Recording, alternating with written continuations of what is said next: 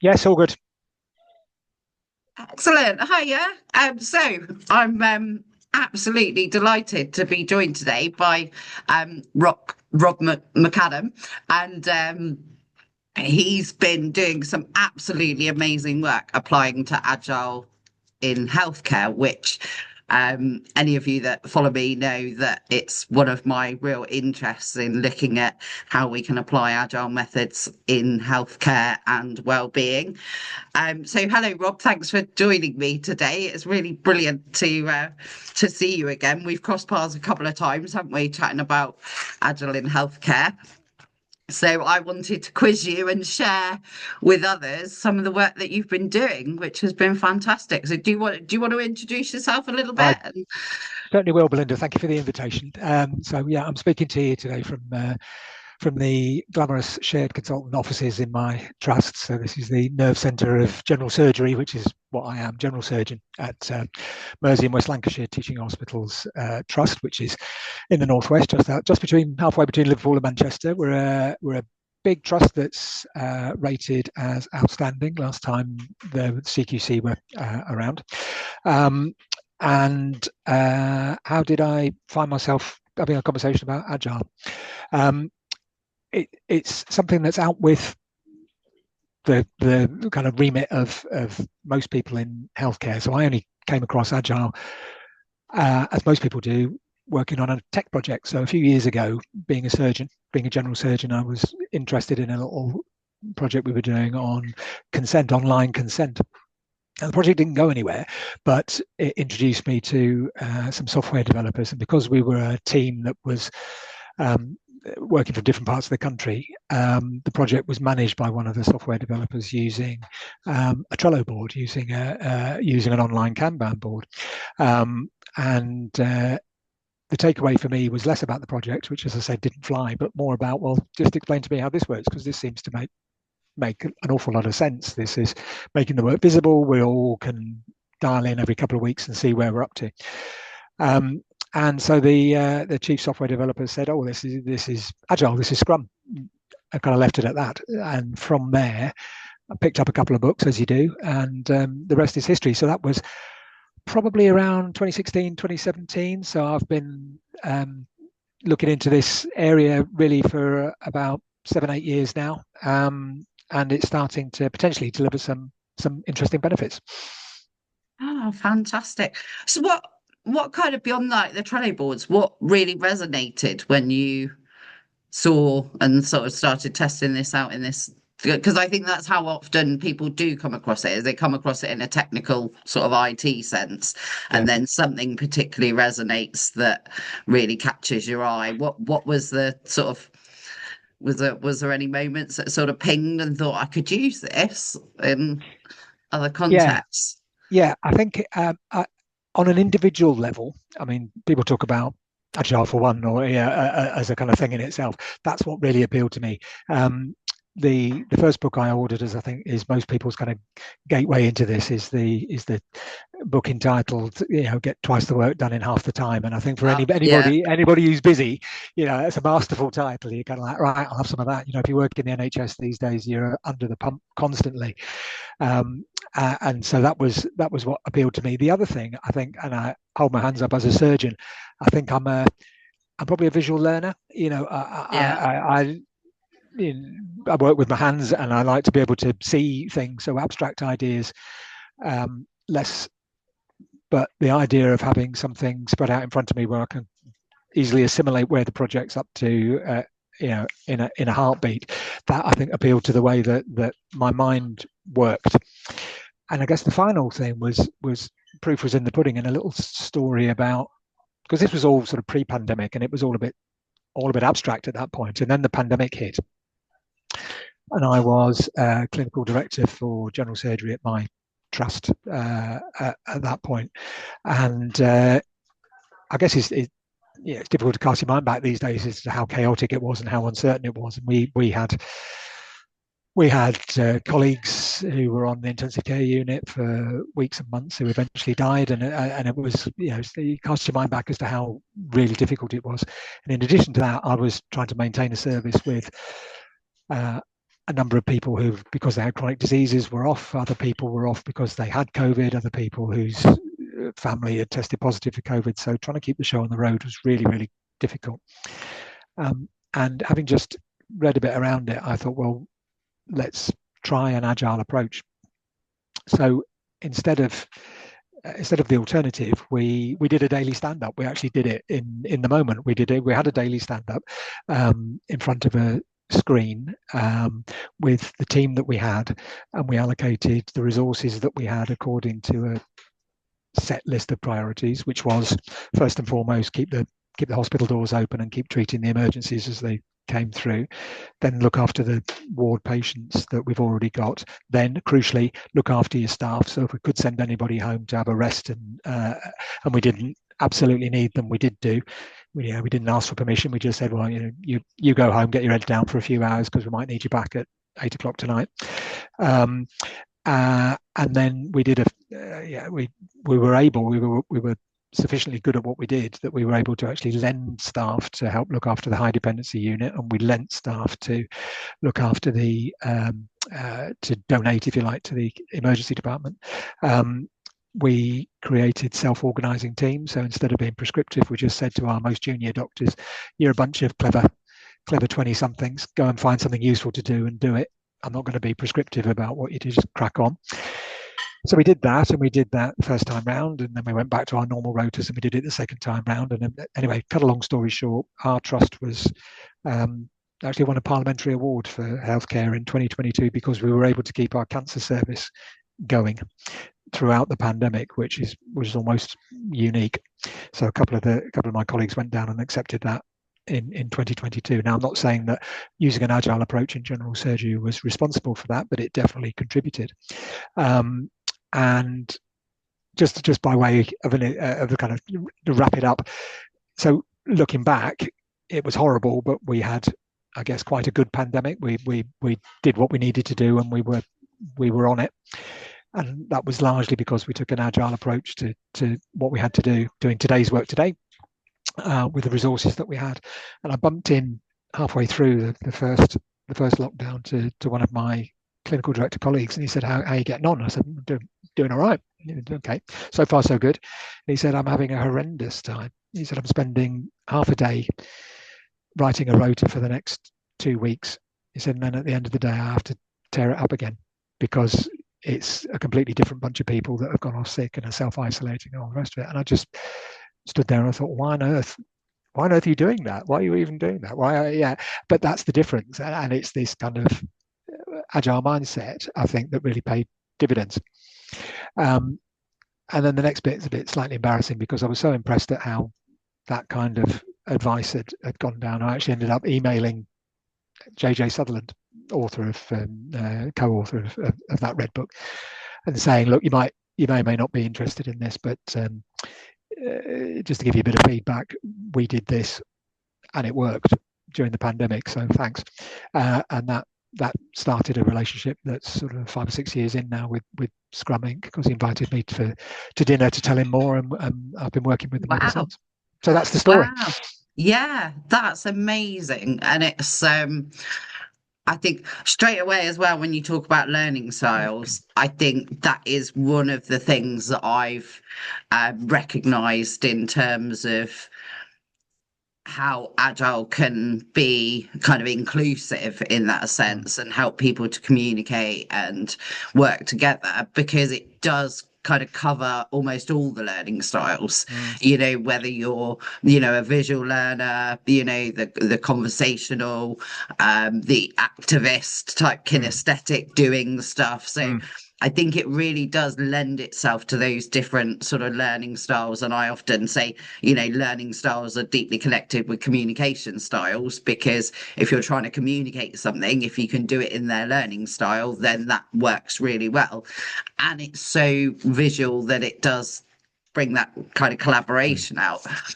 But one thing that really came through there was that, like you say, about the agile mindset. So it's not necessarily about adopting a particular process or a particular tool.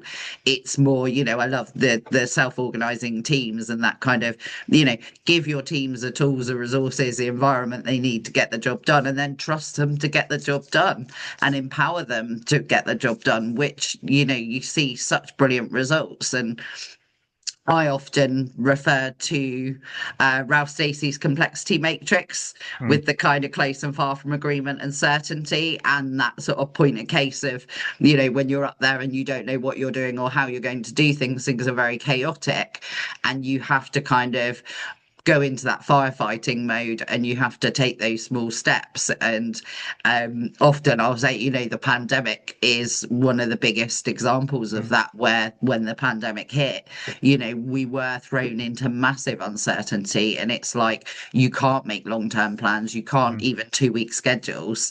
And this is something that I talk about a lot when I'm doing my training, is that, a lot of teams out there can't plan a 2-week sprint and fix it and not change it. It's not realistic. There's always something urgent or important that pops up.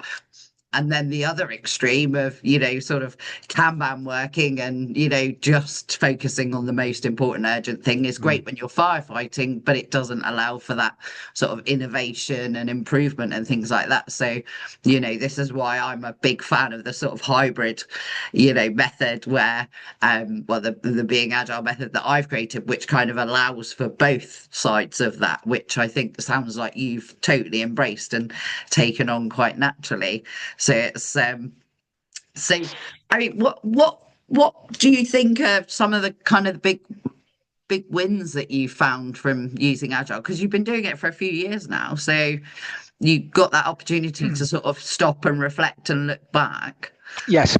Yeah, I'll come to that in a sec. I think you've gone back to what you previously said. I agree with everything you said. Essentially, when looking back on it, we were doing sprints one in a day, if you know what I mean. We were treating each day as a sprint in itself, and we had a wash up, and, what worked, what didn't yesterday. Let's go and do more of one and less of the other. So yes, exactly. And then we went back to, if you like, the more command and control when lockdown ended, and then we flipped back into an agile mindset when it was lockdown again, and do you know what I mean? So we ended up sort of transitioning from one to the other. In terms of big wins, right? I've used this. Really, it's been really helpful to me to organise other things that I do, working on a personal level, because we all have lots of responsibilities outside of just sort of seeing patients and operating. It's a bit like people be familiar with teaching and non-contact time. For any surgeon, you'd be surprised actually how little time we actually spend doing the craft of what we do. I have an average of 3 operating sessions a day, so that's 1.5 days a week I'm actually in theatre. The rest of the time I'm doing other stuff. I'm managing services and working with others towards sort of implementing stuff, keeping the show on the road, teaching, training, all those kind of things. So I found it really, really helpful to just be my modus operandi, if you like, my way of doing things as an individual. But what's been really interesting is about a year ago, I thought, well, this is something that I think benefits me and benefits other people who I've got to let in to see how I do stuff. Why not offer this as a course, as something within the NHS? So we set up the first acute trust to actually offer an introduction to Agile course just over a year ago, so September last year. And it was one of those bit of a niche interest. I put the advert in the group email that goes around the trust, and think, I thought I'd turn up and it would be me on my own, like nobody would turn up, but we did.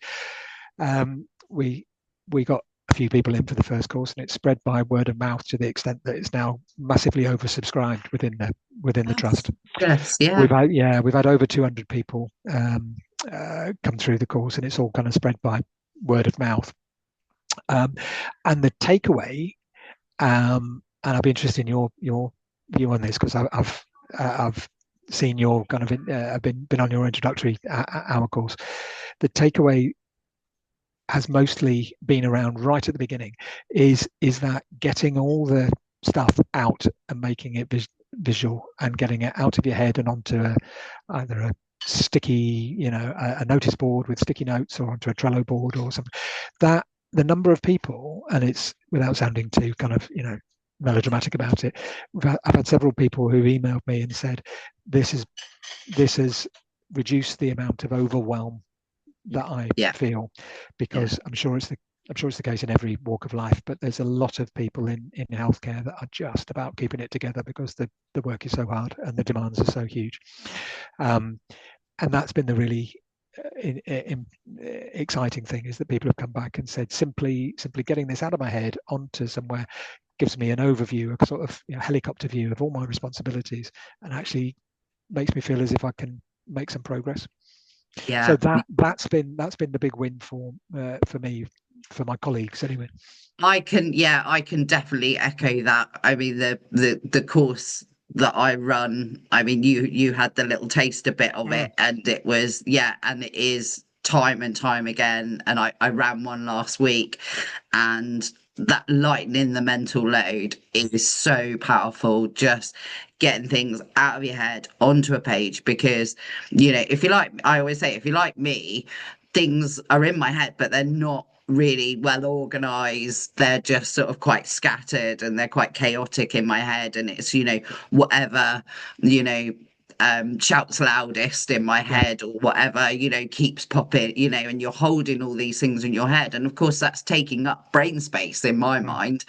And if I can get rid, if I can download that onto what, like you say, post-it notes or whatever it might be, then it's actually freeing up my head to be able to really focus on what I'm doing right now, rather than keep thinking, oh, I've got to do that, oh, I've got to do that, oh, I've got to do that. And I've got one of my favorite feedback post-it notes is part learning, part therapy, that somebody wrote, and I get that again so much time. It's like, oh, I feel like I've been in therapy, because it's not just about learning, because I mean, I very much, my courses all are about application, so I get people to apply it real time, so that they're not just learning, they're actually getting that value from it at the same time.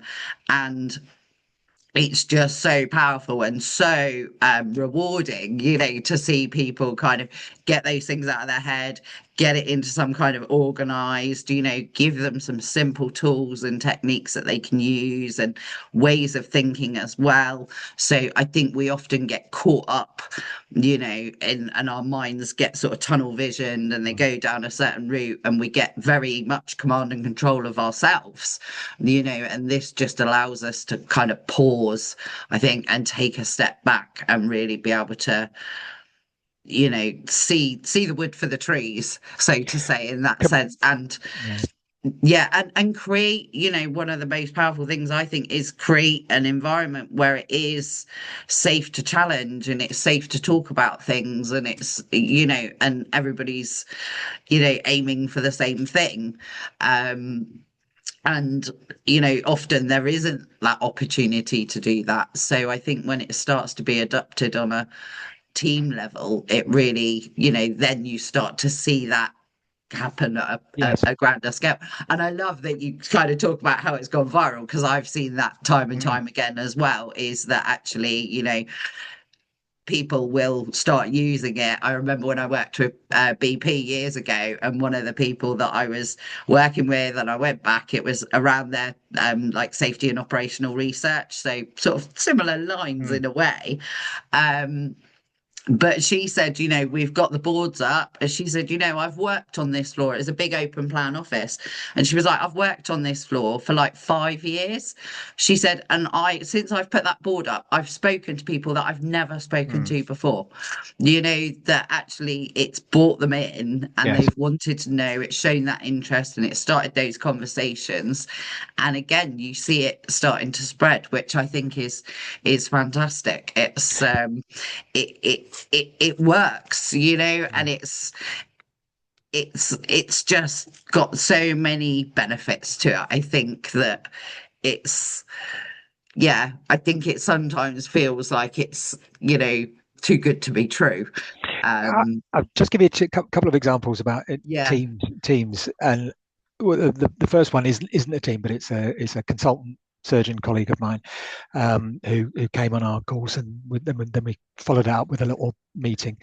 And she is a breast surgeon, and she felt that she also runs a charity in a spare time, and just simply setting up some Trello boards and getting that information out there. She reported, came back and just said, this has been super good for my mental health, being able to get all this stuff out onto someone. I feel a sense of control that I didn't before. And the other thing is, in terms of wider teams, so that's her on her own. But in terms of teams, one of the things that I think has been really useful, because medicine is, as I'm sure you're in, like quite a lot of places, quite hierarchical. And no disservice to my colleagues that sometimes consultants can have ideas about what should be done, but actually they mean what should be done by someone else, if you know what I mean. So it's kind of like, we need to, oh God, off the top of my head, we need to organise a meeting with the trust down the road. We need to put a policy in place for this. We need some standard operating procedures for that. And these things get sort of fired out. And the quickest way, I think, that Agile shows you a way forward is to limit your work in progress, because if you don't limit your work in progress, you get absolutely nothing done. So the mere fact of being able to create a Kanban board, a Trello board for our bariatric service, has meant that our bariatric nurse specialists, who, instead of picking up all these ideas, has been able to say, right, well, we've got a work in progress limit, not an official one, but just like, hang on, we've got a load of stuff that we want to do. I get what you're saying. We're going to stick that on the backlog. But actually, guys, can we finish the thing that we said we were going to do 3 months ago, which is the policy around smoking? What's our policy? See, this is all the stuff that goes on in the background in healthcare that nobody sees, because why would you? But it's, what's our policy on, say, what's the evidence base for saying we're not going to operate on you unless you stop smoking for X, Y, Z? I'm a bariatric surgeon, so some of the work we do is on morbid obesity, and it's high risk surgery on quite poorly patients. So things like that are really germane to what we do and getting good results. So what's our policy going to be? Well, that's been work in progress for a little while now. We need to get that decided and boxed off and submitted before we start talking about what our policy regarding patients with polycythemia. Do you see what I'm saying? Otherwise the whole team grinds to a halt. Yeah, and you start lots of things and don't finish things off, and they don't come through. Start finishing. That's been our mantra for a little while, and it's paying dividends. Yeah, and I really appreciate your reference to mental health as well, because I mean, I've had my own personal journey with my health over the last couple of years.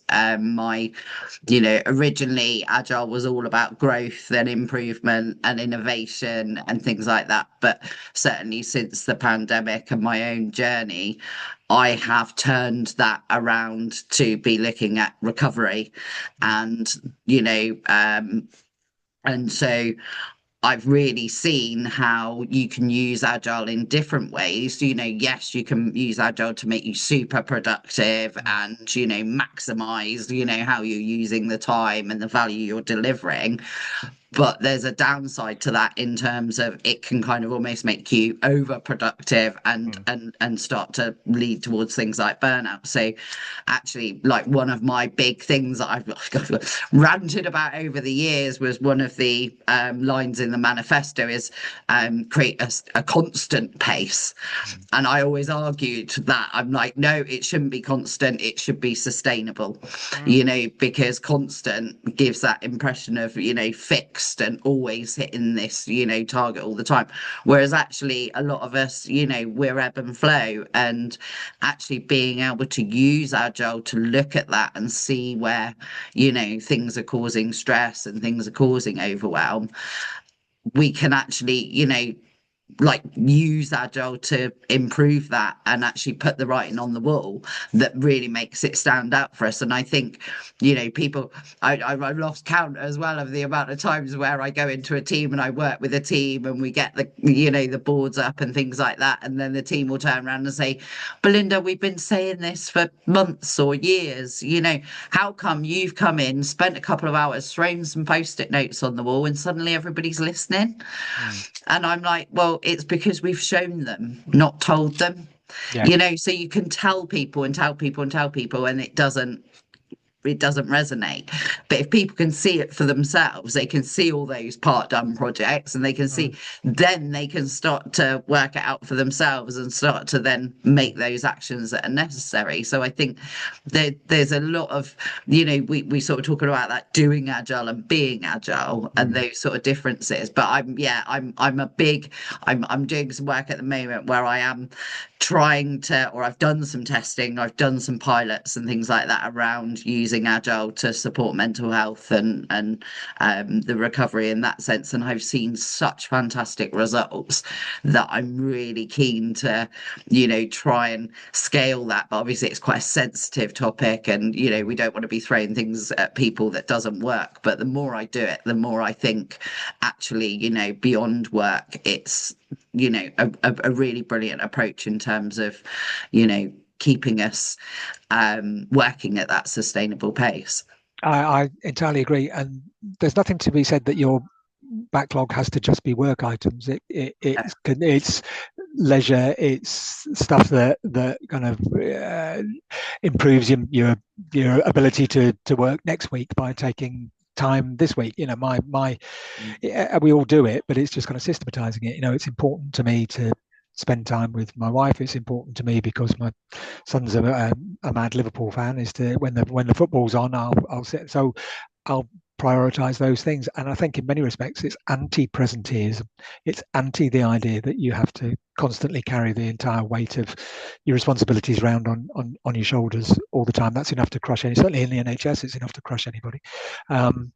So the ability to just do today's work today and to say, I'm sorry, I don't have time to address those things today, and not feel bad about it because this is a balanced portfolio for the next 8 hours or the next fortnight. I think works in the opposite direction. I think it's really good for you. Yeah, I've had lots of people that use it for, I always encourage people to, capture those, well, I always say whatever's keeping you awake at night, whether that's personal or work or whatever it might be, and using those different colours to show it, because then you can start to see that balance as well. So you can get those, almost sort of warning signals early on that, okay, this colour, is prominent on the board. Is that a good thing or is that a bad thing? And do we need to get a better balance? And but yeah, you'd be amazed at the amount of things that people have applied agile to. Last week somebody was like, can I use this to plan my wedding? And I was like, absolutely, yes. It's probably a really good example of you've never done it before, you don't know exactly what you're doing or how you're going to do it. So yeah, this approach is great. And well, an example of that, our youngest is currently doing a year at the University of Indianapolis. He's taking a year out from his degree to go there, and because I talk about this a lot, he planned his entire trip using a Trello board, and he did it. I mean, it's he's 20, and what most 20-year-olds are like. He did the entire thing himself, and he'd created an entire project board, and we didn't really give him a hand at all. He just let us know what flight he was catching to Dublin and then on to India. So yes, I completely agree. It doesn't have to just be there for the dull grind. It can be for the fun stuff as well.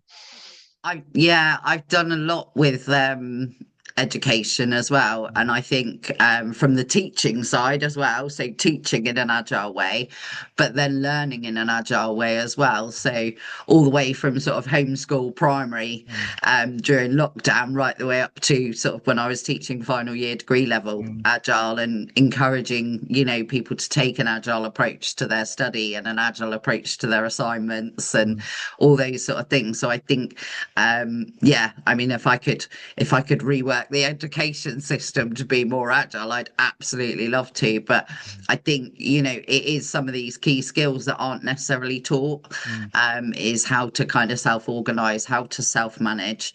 And so, and the school systems are so sort of command and control as well, and hierarchical as well. So it's it's interesting. But I love that. I love that he's planned his year out, and again, you've empowered him. You've empowered him so that he can do that.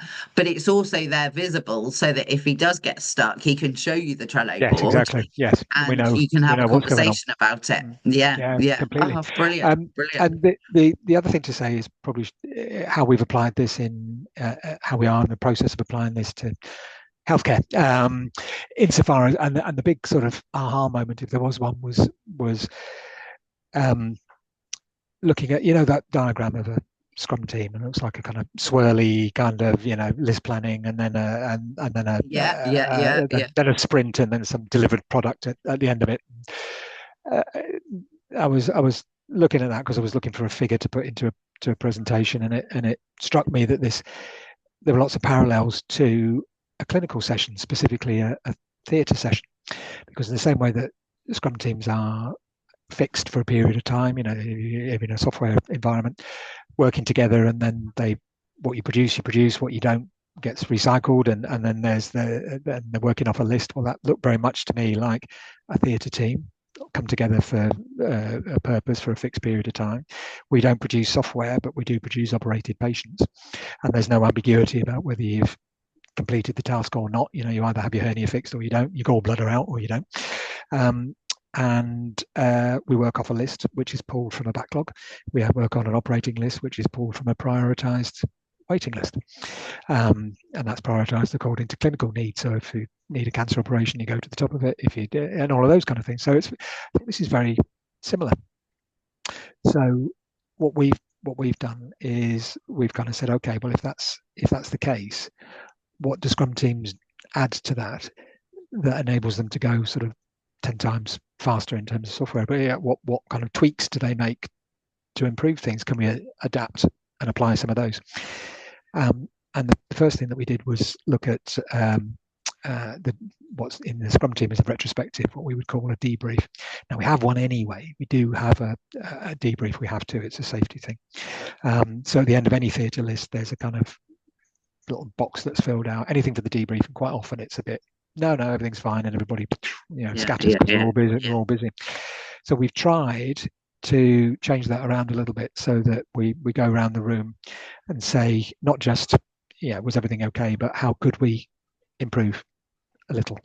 Try and capture that a little bit. So it's even the small glitches, the fact that we had a bit of a delay on the ward because the first patient was female and the pregnancy test wasn't done, so we had to change all those things are happening all the time. Is there and what worked well? Well, we gave the first patient was morbidly obese, and we put her to sleep on this table, and that was a good thing because it meant that we didn't have to move her, and that was a good safety. So all of that kind of good stuff is starting to get captured a bit more, and we are going to start a trial soon about doing that a bit more broadly and seeing whether we can pick the themes, pick the bones out of that, and get that kind of constant improvement, increasing the velocity little by little. And we're also being a bit more Scrum team like when we're doing our list planning process as well, because we're actually starting to look at not just the number of operations, but the size of operations, and not just the duration, but a bit more about the quality. You may not be aware, and it sounds ridiculous, but when NHS managers look at a list, they look at how many patients were operated on and how much of the allotted time you took. So utilization, so numbers and utilization. And the metric that's recorded is the utilization. So if you're extremely slow and you take all afternoon to do one case, your utilization will be extremely high and it'll look like a well organized list. Whereas in actual fact, if you did 2 or 3 procedures and finished early, so any metric that goes up the slower you go is kind of fundamentally flawed. But So we've actually started looking at adapting the story points principle for surgical procedures. So in other words, saying, fixing a hernia is 5 story points, doing a gastric bypass is 21 story points, and let's start being a bit more rational about counting what we do by putting some surgical metrics alongside just these really, really basic metrics.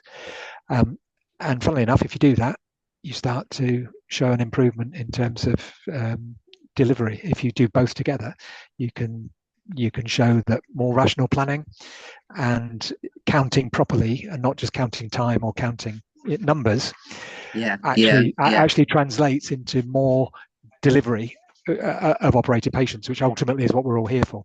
So you heard it here first. This is something that's fresh off the fresh out of the box. It reminds me, I don't know if you've had a chance to look at my book, and there's a chapter in it called the sanity metrics versus the vanity metrics. Yep. And that just is pinging in my brain, because it's like, okay, the vanity metrics are the things that, exactly like you're saying, they look good, the numbers look good. Yeah. But actually what we want to find is those sanity metrics, those ones that tell us, what we can do better and how we can improve and make those. And I love that kind of essence of like making small little improvements, because it's so much easier. And I think certainly in that kind of high risk environment that you're in, making big bang changes is such a huge risk. Whereas if you're making those tiny little changes, it's almost like making it safe to fail.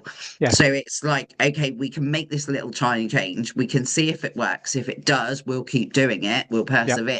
If it doesn't, we can pivot, but it's not put anybody's life at risk. It's not, it's not made those, and those add up so quickly. Like with my, the retrospective sailboat that I do, I adapted that from an innovation game many years ago at Agile on the Beach, and sort of it was a speedboat game, and I was like, we don't do speedboats in Cornwall, we do sailboats, so we're going to turn it in. And I want to see the positive sails as well as those challenging anchors. But one of the things I do is get them to scale the sails and scale the anchors. So, this anchor's a -7. Yeah. Well, what small thing could we do in the next couple of weeks that might turn that -7 into a -6? We're not trying to turn it into a big sail overnight. Yeah. We're just trying to raise that one notch. And actually that gives real takeaways. And I think that's what's missing from so many reflective tools, is that you do the reflection, but then don't have those actionable follow-ups that actually can then overcome those challenges and make things, work more effectively. So I think, I've always said, if there's one thing you're going to take away from Agile, regular retrospectives are absolutely brilliant, because they allow again, going back to sort of personality styles and learning styles as well, there will be those kind of natural reflectors on the team, which allows them to really kind of step forward and be able to say, well, actually they can put some of that reflection and feed that back in, because often they're quietly reflecting, they're not necessarily openly reflecting. So I think that's another lovely thing about Agile, is it gives everybody an opportunity to actually play their part and contribute, whether that's the main surgeon, or whether that's one of the porters that has noticed something, and actually enabling them, because often it's those people that are slightly separated and on the outside that can see things that we might not see ourselves. So when I do this little course, I the last slide I put up is from one of my anaesthetist colleagues, because we'd finished far too early in an afternoon session. There's still an hour or more of operating time, and I'm a relatively quick surgeon, which is why I was always appeared in, all my numbers were red, because I was finishing too early. I was like, hang on a minute, I'm still putting a decent shift in. What's going on? And then we worked out why. Is because you were counting the wrong things. Yeah. So we kind of exchanged WhatsApps afterwards, saying that was a grossly underfilled list. And her text is brilliant, because it just said at the end, apropos of nothing, she said, we know that the answers are within the teams. We don't need outside assessors. We don't need, management consultants. We don't need, external bodies. The answers lie within the teams. We just need to trust our people and bring those to the surface and make some changes.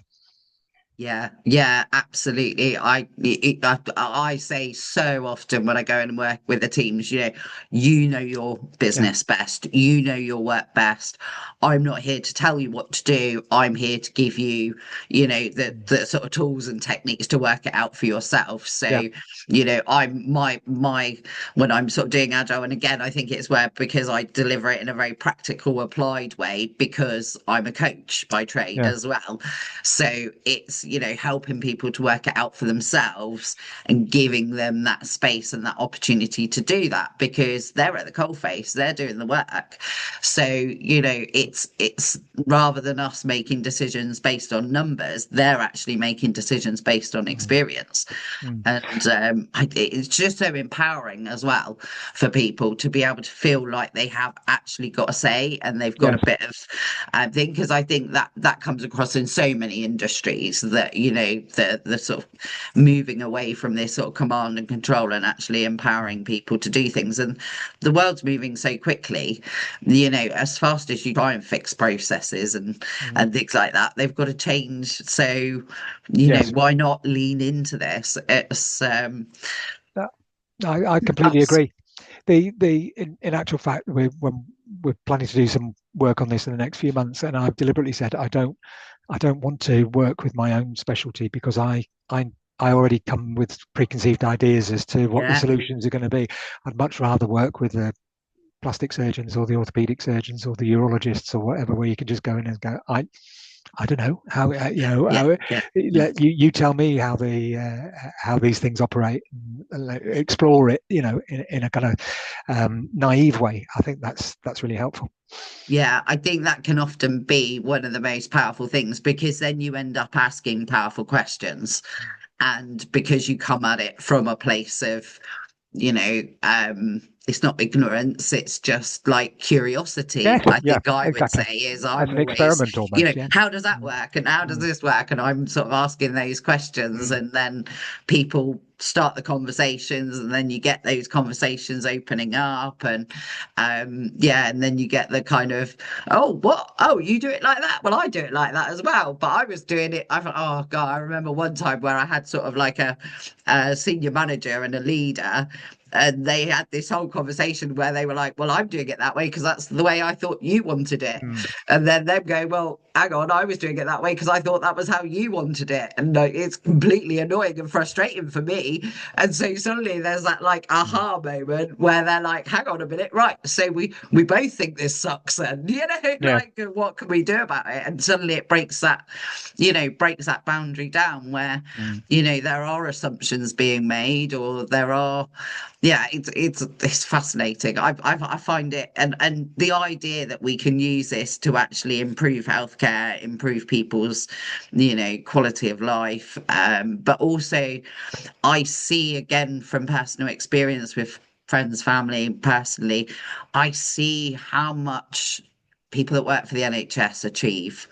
And Mm. I am blown away by it. I have to say, I am constantly blown away by the sense of how on earth are you doing? One of my friends is a paramedic. I'm like, how Mm. you do what you do with what you've got is beyond me. You must be incredibly naturally agile, Mm. you know, but you're agile in a very controlled system. Mm. So if we can make that system a little bit more agile, then we can really we can really start to make some huge differences. um I would agree. I think it does come naturally because if you look at somebody in a post-op in a hospital, you can't predict the future more than one day at a time. You do something, you see if it works, and you do something else, and you see if it works. And if it so there is that idea that you are iterative and you somewhat experimental, and you try something and adapt and respond. So yes, I do. I think the healthcare is naturally agile. yeah, I think it's brilliant. Um, what would be like if you were to able to kind of share one thing with like, if we imagine that, every surgeon in the country is going to tune in and watch this, Mm. let us get carried away. What would be like the one thing that you would want to share with them that you feel would make a good impact? So the one thing that we're working on at the moment is actually using, it has to come in, probably no surprise, AI to Right. to facilitate those debriefs.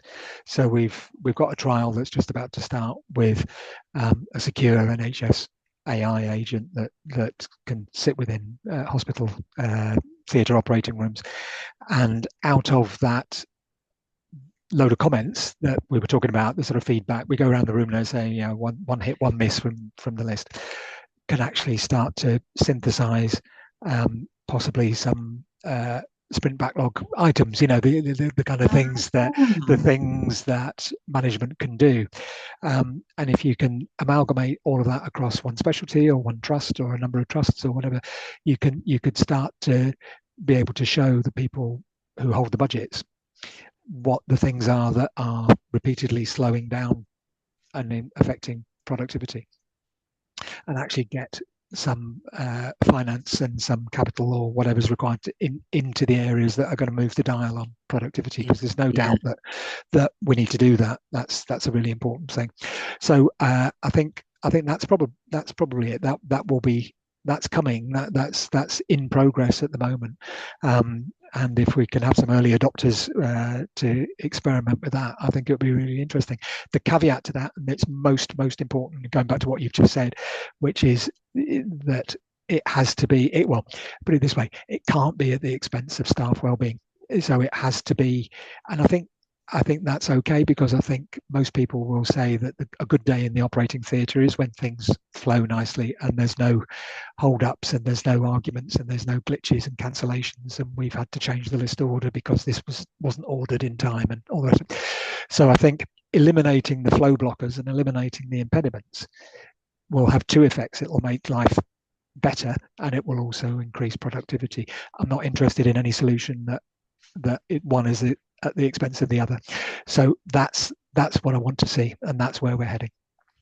Oh, that just sounds amazing. I think we could tap for another hour on that, couldn't we? In that sense that if I just, I'm stopping myself from asking the shiny questions that are picking in my mind, because I think it's, I'm finding, the adoption of AI fascinating, and I think it gives such a sort of objective view as well.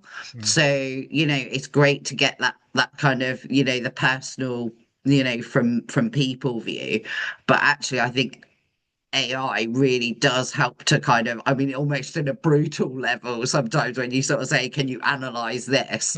And it's not, it's not skirting around the issues. It's not, it's done. And so I think that balance, will be fascinating. And the data that we can feed into AI and the insights that we can get out.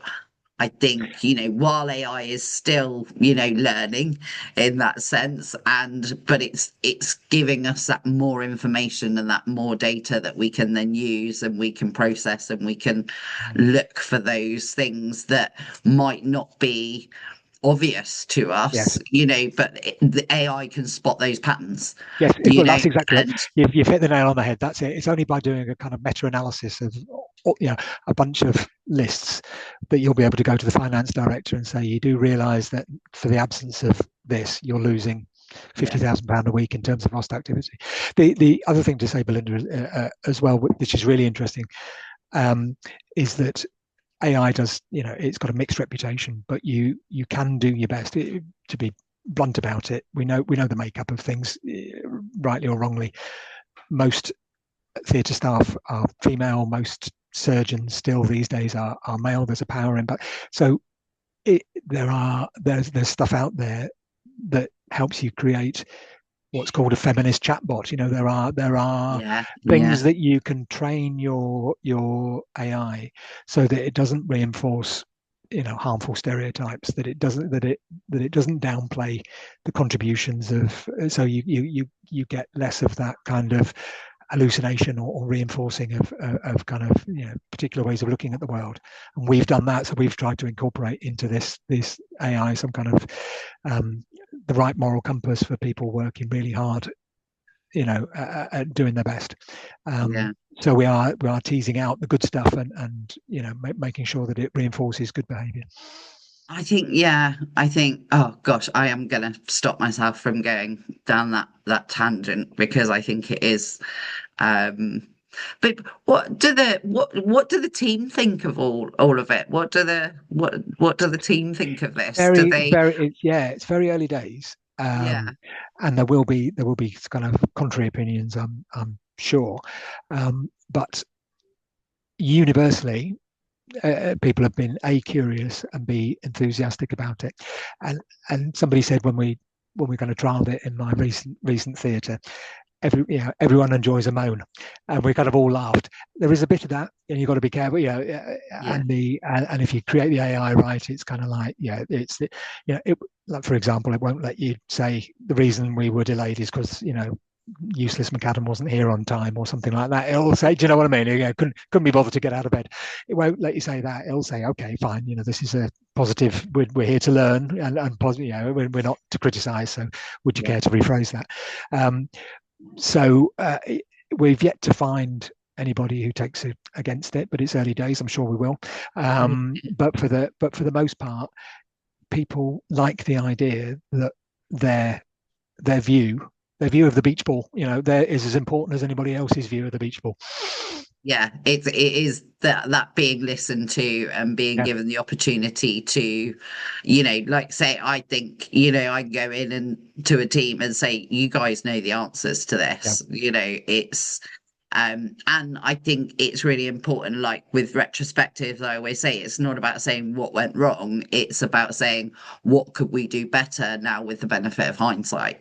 yeah, yeah, And I'm very much a theory why person as well, in the sense of everybody's doing the best they can with what they've got. yeah, So if they're not doing their best, then it's down to the resources or the skills or the environment or the knowledge, or there's a gap there somewhere, because we are all inherently doing the best we can with what yes, we've got, and that shines through so much in the NHS in terms of people working with very limited resources in a very difficult environment, still pulling off absolutely amazing work. So, I have that sort of dream in a way of, and imagine what they could do if we could actually, yes, give them that empowerment and let them, run things that they, the way that they want to run them, and see what happens, because ultimately we can see.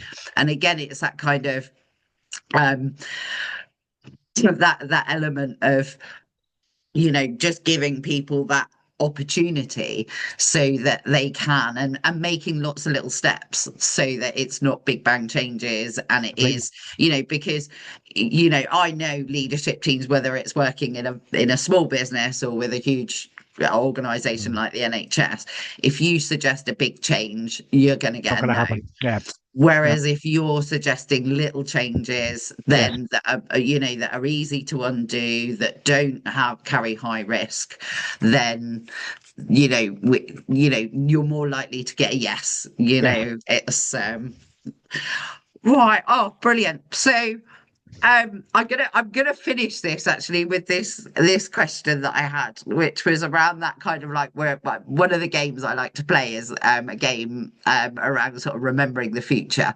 Mm. So I sort of, if we got together again in a year's time and we were celebrating, like we've achieved what we wanted to achieve, Mm. what would we be chatting about, Rob? What would be? Well, uh, I have high hopes for. I really do have high hopes for Agile. I think the NHS is in peril. I'm not Yeah, sure, and this is partly because I've worked all my life in it, but also partly selfishly. I do want it to be there in its current format for when I need it. You know, however yeah, many years down the line that is. So it's a personal thing as well. Um, and I would love what we're doing to be picked up at a national level, and for the people who've got the big bucks to get behind this, because um, I think it's that important. I think yeah, it's that important that the politicians can see what the possibilities of this are, and get behind this as an approach. You don't need to be agile to do everything, but there are some things that it really, really works for. Yeah. And I think it might unlock an enormous amount of value across the NHS. Yeah, I totally agree, and I love that. I love that idea that, I've shared earlier. I'm working on this sort of very custom for healthcare, agile sort of training courses, workshops. We've applied it lots in healthcare innovation over the last sort of 8-10 years, and I too would love to see that gain a lot more traction, because I think at the moment it is still with the innovators and the early adopters. Yeah, And I'd love to see, are you familiar with Geoffrey Moore's Crossing the Chasm? Have you yes, come across yes, that? indeed. Yeah. Yeah. I would love to see that chasm, us start to get across Yes. that chasm. So I think, with Well, people like ourselves that are sort I of was going to passionate say, about you and it, I between us, Belinda, we'll we'll get it boxed off. transform. Yeah, and wouldn't that be amazing to be able to celebrate that? And I think it's totally doable. I really do. I'm with It's you. I think, we start small, we iterate, we the evidence is there. I know, having worked in healthcare, you kind of need 10 years of research and evidence to be able to really sort of get traction with that. But we're nearly there, aren't we? Yes, we are. You've So been we're doing it starting to for. produce stuff. Yeah. Yeah. So I think between us, I think the more we can talk about this, and thank you so much for coming on and chatting about it. I You're think very it's welcome. It's been been a pleasure. Yeah, it's been a pleasure. brilliant to chat, and it's like chat. It's always nice to connect with a kindred spirit, isn't it? Yes. Because I think sometimes it can feel like you are a bit of a lonely voice, and when you're trying to push for change, then there's always that kind of element of pushback, and this is the way we've already always done it and things. But thank you as well from I guess I sort of want to say thank you from all those people that have actually, benefited from your help and from making these things, from your team and your staff right through to the patients that you've helped. Yeah. And the And future as well, I think. Yes, definitely. I think again, it's testament to NHS, those who work in the NHS, and just shows how much above and beyond that you guys go to, and how it's not just a job. It is a life calling in many ways, and wanting to make the world a better place. And I think that's something I've always said, is I just want to make the world a better place. So I look forward. We'll have to catch up again in a I would year. love to continue this over a pint. We down the will pub before somewhere. then, but maybe we'll schedule this again for a year, and see where we are, and do a nice retrospective, and look at how far we've come. But it's been brilliant to cross paths, and thank you so much for your time. Pleasure. Is there anything you want to add before we finish? No, not at all. I will keep in touch, and if I can be of any help to you in your work, then I'm more than happy to. Oh, brilliant. We need to we do need to catch up on a couple of things, and it's let you get back to your important work, and thank you for taking the time out. Pleasure. Have a good day. Do please pass on my thanks and gratitude to your team as well. I will do that now. I'm on my way. Take care. Brilliant. See you later. Thanks, Bye. Rob. Bye.